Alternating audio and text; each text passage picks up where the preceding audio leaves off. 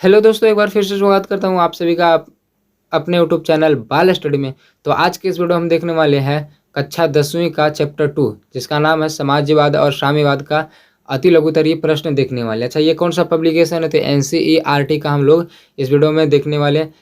और अभी तक अगर चैनल को सब्सक्राइब नहीं किया तो चैनल को सब्सक्राइब कर लीजिएगा, ताकि इसी तरह का वीडियो हम डालें तो आपके पास नोटिफिकेशन पहुंचते रहे। और दोस्तों में शेयर जरूर कीजिएगा, ठीक है। चलिए देखते हैं हम लोग पहला क्वेश्चन देखते हैं।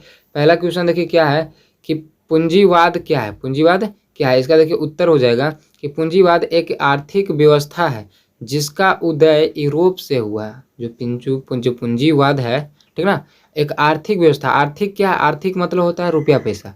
अब पूंजीवाद का देखिए मतलब क्या है? पूंजी। इसमें देखिए, इसको जब तोड़िएगा तो पूंजी पूंजी पूंजी हम लोग क्या कहते हैं? जैसे कोई चीज़ में जब हम लोग पैसा लगा देते हैं, जैसे मान के चलिए धान गेहूँ लगाते हैं ना, अगर आप लोग गांव से बिलोंग करते होंगे तो धान गेहूँ जब लगाते हैं तो कहते हैं कि इसमें हम इतना पूंजी लगा दिए हैं, 20,000 पूंजी लगाए हैं, 10,000 पूंजी लगाए, इस तरह से बोलते हैं ना।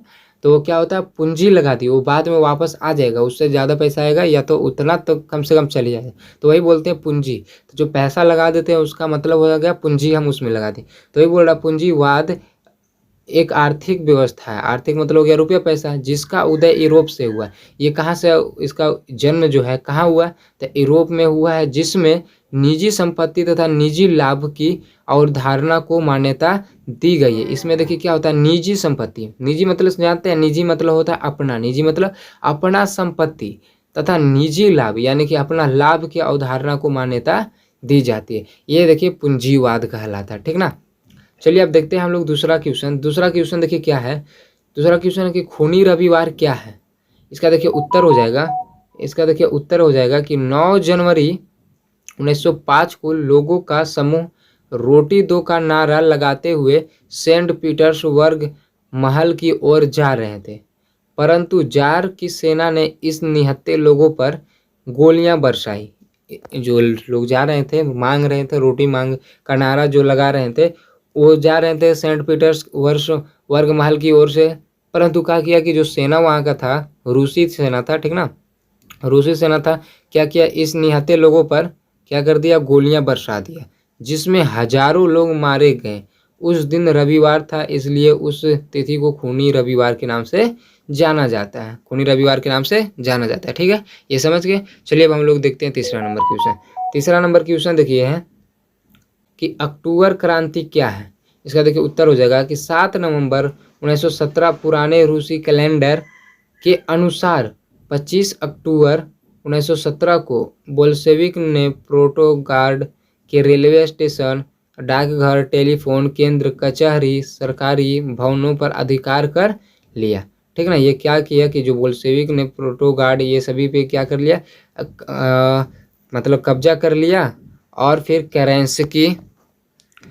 केरेंस्की रूस छोड़कर क्या कर दिया? भाग गया। जब कब्जा हो गया सभी चीज़ पे, तो केरेंस्की जो था वो क्या किया? रूस को छोड़कर भाग गया। इस प्रकार रूस की महान नवंबर क्रांति जो था, महान नवंबर क्रांति, जिसे अक्टूबर क्रांति भी कहते हैं, यानी उस समय जो है ना, उस समय नवंबर क्रांति हुआ करता था, जो कि हम लोग जानते हैं अक्टूबर क्रांति। यानी कि पहले जो तिथि जो था उनके समय में नवंबर में हुआ था, उनके समय में जो युद्ध हुआ था नवंबर में हुआ था, लेकिन अब के समय में, हमारे समय में, वो जो मतलब जो पहले नवंबर था वो अब के समय में क्या आता है? अक्टूबर आता है, ठीक ना। इसीलिए उन नवंबर में हुआ था, लेकिन क्या कहा जाता है? अक्टूबर भी कहा जाता, मतलब अक्टूबर क्रांति कहा जाता है, ठीक ना। चलिए अब हम लोग देखते हैं चौथा नंबर क्वेश्चन।